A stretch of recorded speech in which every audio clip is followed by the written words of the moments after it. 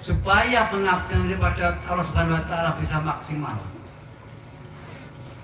dan mengenal Allah Subhanahu wa taala, di mana roh kita yang tadi sudah disampaikan oleh Bapak Kiai Ridwan, sebelum roh ditiupkan itu ada perjanjian dengan Allah Subhanahu wa taala.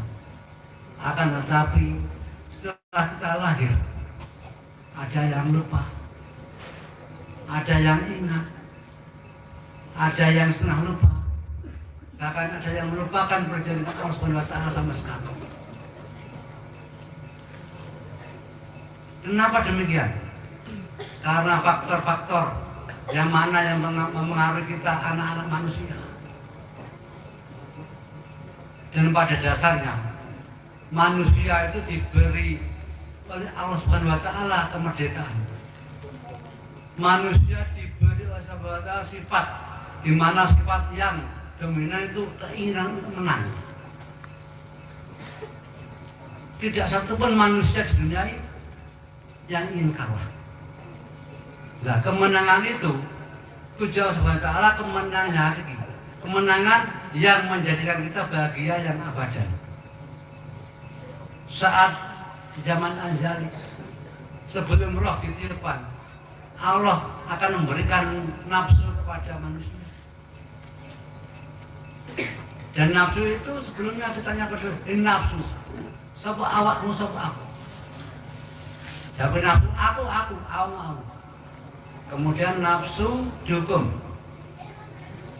500 tahun. Ditanya lagi, tetap seperti itu. Kemudian dihukum lagi sampai 3 kali. Kemudian nafsu baru menjawab,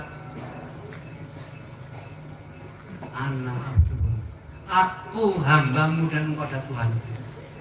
Kemudian nafsu ditaruh di dalam diri manusia dengan tujuan punya keinginan untuk menang. Akan tetapi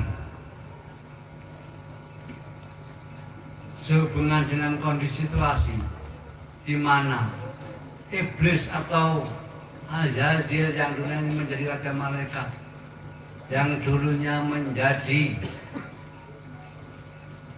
penasihat malaikat, yang dulunya menjadi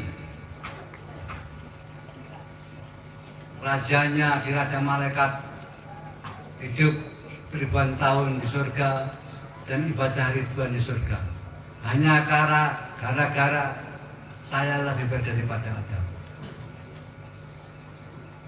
Kemudian Allah Subhanahu wa taala menghancurkan derajatnya. Saat dilaknalah Azazil menjadi iblis. Dan Azazil seketika itu juga matur pada Tuhan, ya Allah, hamba mau kau jadikan iblis, engkau hancurkan derajatku, ribuan tahun menjadi penasihat malaikat, ribuan tahun beribadah padamu, ribuan tahun menjadi penasihat malaikat. Izinkan hamba menggoda anak turunnya Nabi Adam tanpa disangka-sangka. Jawab Allah Subhanahu wa taala, tak izin, sekaligus tak tambahin. Tapi aja diharap iso nggodok anak turun Nabi Adam sing Tuhan aku, kata Allah.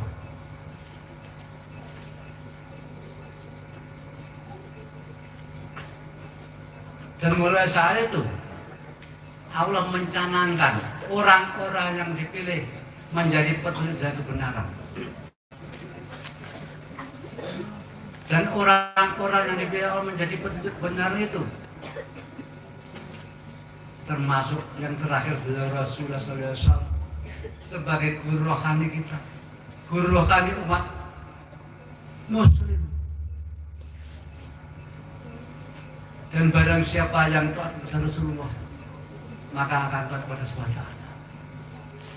Dan di sini iblis tahu bahwa manusia sebenarnya punya kelemahan. Apa itu kelemahan? Kelemahan yang ada di dalam diri manusia, yaitu nafsu yang ditempatkan pada diri manusia tadi. Iblis tahu itu. Iblis juga mengetahui bahwa tidak ada satu manusia pun yang ingin kalah. Kemudian iblis menggunakan akal lisiknya dengan menipu kelemahan manusia tadi. Yang sebenarnya keinginan untuk menang itu keinginan menangnya hakiki. Di mana nafsu-nafsu itu sebenarnya oleh Allah dijadikan sebagai tunggak beribadah kepada Allah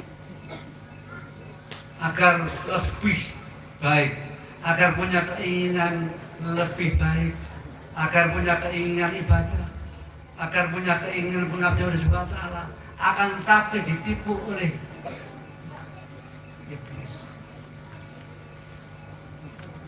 dan tidak diberi satupun ruang lingkup seperti janji ibadah Allah. Ya Allah akan menggoda anak turunnya Nabi Adam dari arah depan, dari arah belakang, dari arah kiri, dari arah kanan, dari arah atas dan bawah, biar tidak ada ruang untuk bersyukur kepadamu.